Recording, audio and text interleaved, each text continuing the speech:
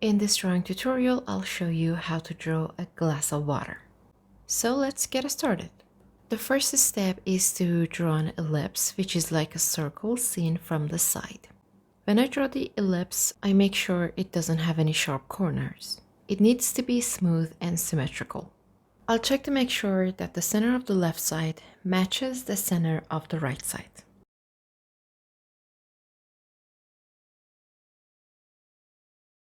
I want to make sure it's just the way I want it, and I also want to show how thick the glass is.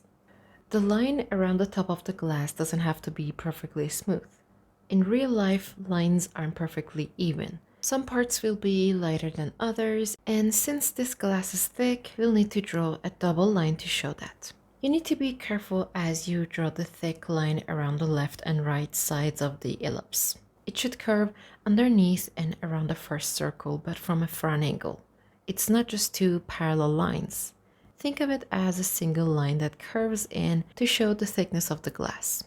Once I have a rough sketch of the top ellipse, I'll draw the bottom of the glass to get the height of the shape. This glass is a bit thicker at the base, so it has a solid bottom. Now let's draw the water line inside the glass. It's like another ellipse, but this one is a bit lower in the glass.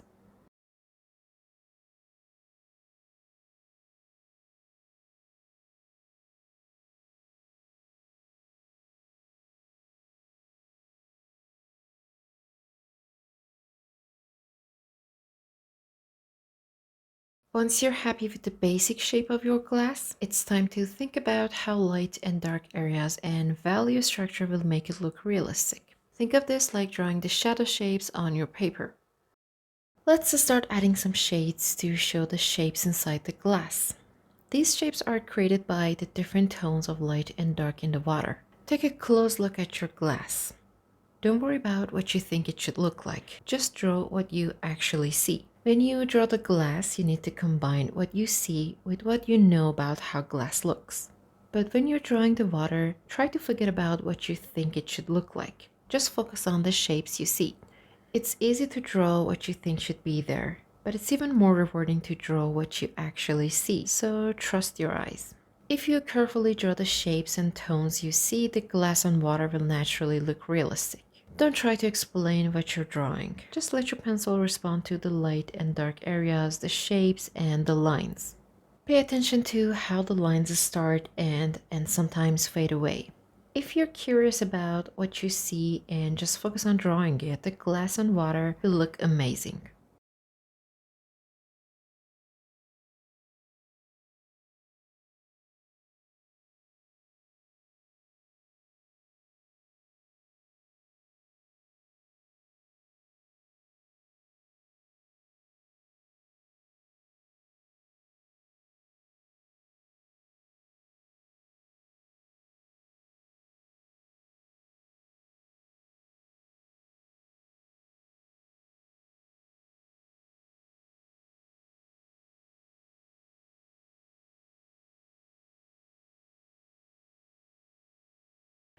As I make some areas darker, the white areas of the paper start to look lighter. So naturally, when you make something darker, it makes the things next to it lighter. This helps us capture how the light is reflecting off the glass. I'm going back to the rim of the glass and looking really closely at how the line changes. Sometimes I'm pressing down on my pencil harder, and sometimes I'm using a lighter touch. I'm also moving my pencil around a little to create different effects. I find it helpful to work on multiple areas of the glass simultaneously rather than just focusing on one. Next, I focus on the lower part of the glass where the contrasting shapes really stand out. I'm starting with the darkest tones, pressing down firmly to make strong, accurate marks that capture the shapes I see. There's always a lot of interesting shapes and connections to discover when you're drawing from life. Often you simply draw the shapes as they appear.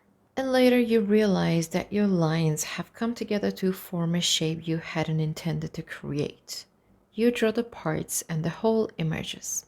Right now I'm adding a lot of dark tones to the bottom part of the glass. I want to convey not only the way light shines through, but also the weight and texture of the glass itself. That's why I'm making sure to include all the darker shapes towards the base. Some of these shapes will be dark lines of varying thicknesses, while others will be filled with a more gradual graded tone. I'm trying to create similar effects in different areas of the drawing. And I'm careful to leave some sections untouched, letting the color of the paper show through. I don't want to cover the entire image with pencil marks. I'm using them selectively. It's tricky around the edges because if I define them too much, the drawing becomes stiff and cartoonish. Sometimes it is best to leave an area unfinished, letting the viewer's imagination complete the picture. It's like joining the dots, allowing the viewer's eye to actively engage with the image rather than presenting everything in a fully defined and logical way. Our eyes naturally fill in the gaps. Even though I haven't drawn a solid line around the entire glass, it's starting to look like a glass of water. There's no thick outline, but the tonal shapes create a sense of realism of a tactile object. Of course, it's an illusion. It's just a two-dimensional representation of a three-dimensional object and light. It's important to have a clear vision for what you want to capture in a drawing.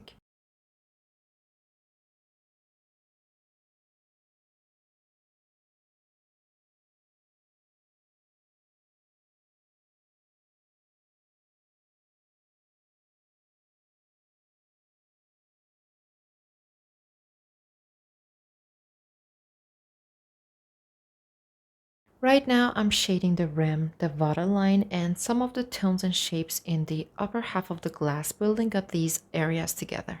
To better understand tones and how light and dark something is, try half closing your eyes and squinting. This helps to reduce the intensity of colors and highlights the contrasting tones. When you squint at your glass or your subject, you'll see the darkest and lightest areas more clearly, revealing the basic tonal structure. Looking with your eyes wide open can sometimes overwhelm you with details, making it harder to see the overall distribution of light and shadow. Before placing the shadow, I need to determine if it's darker or lighter than the glass, and where it's darker or lighter. Drawing with a light source like the sun can be challenging. That's why I made this second video, using a more complex object to showcase different techniques. There's no magic formula for drawing realistic glass. It's all about observation, just like any other subject. The more you train yourself to recognize shapes, colors, and values, and translate them onto your paper, the better you'll become at drawing everything, including glass. What makes transparent or reflective objects such a challenge for artists is that you must trust your eyes and not rely on what you already know.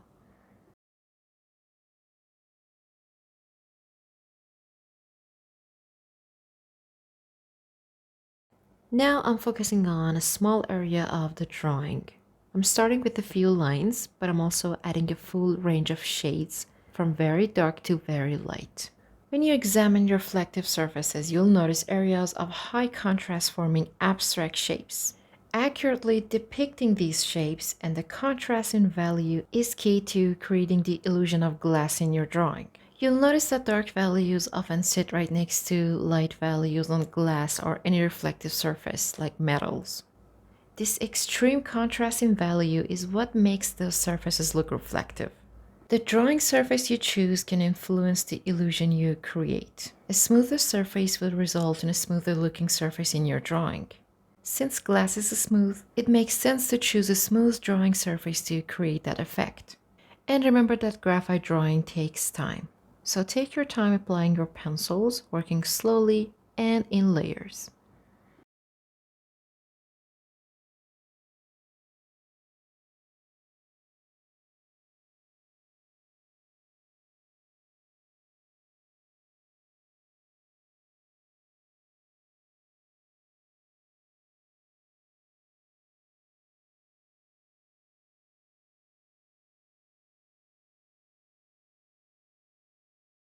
Right now I haven't used an eraser yet, but I know I'll probably need to at some points. It's good to be able to change things if you see something that needs adjusting, but if things are generally going well, I think it's best to keep going and focus on creating a unified image. That's why right now I'm aiming for unifying the elements of the drawing.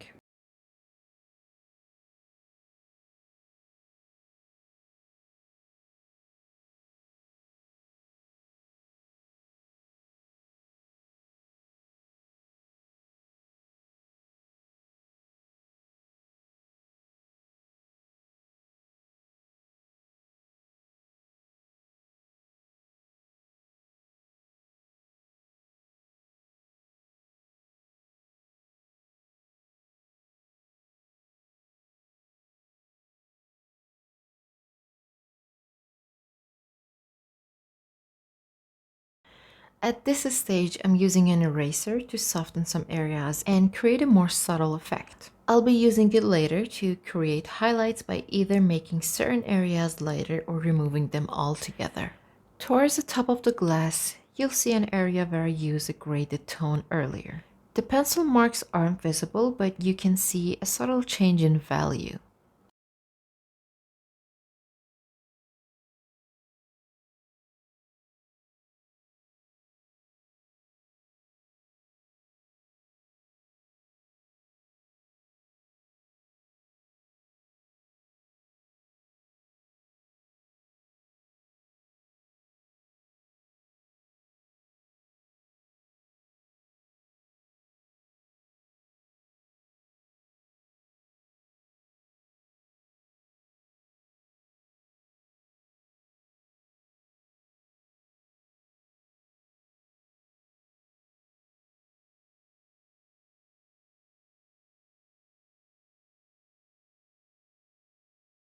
Add details last. Since graphite is so easy to layer, it makes sense to layer your details as well.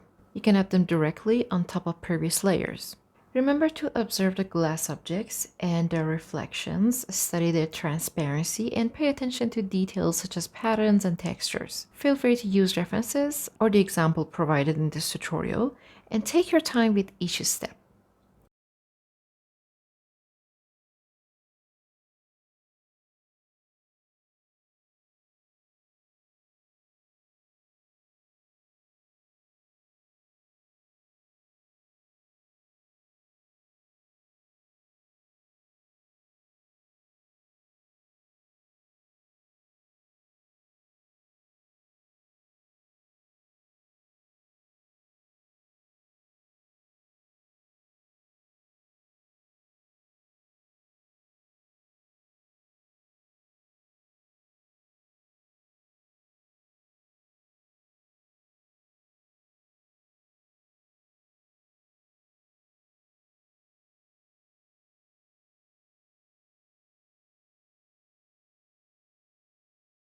I finished the shadow and now I'm working on the highlights, trying to add a bit more sharpness to the shapes. So I'll use a clean eraser to lighten a few areas and create highlights. I tend to use a lot of dark tones, so I also clean up the background paper.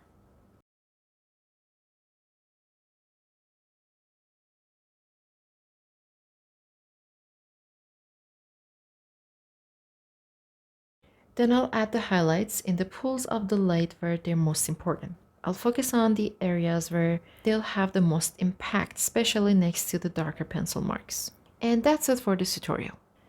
Thank you for following this tutorial. I'm glad you made it this far. I hope this tutorial was helpful and easy to follow.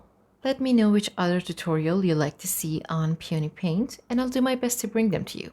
Until next time, and happy drawing!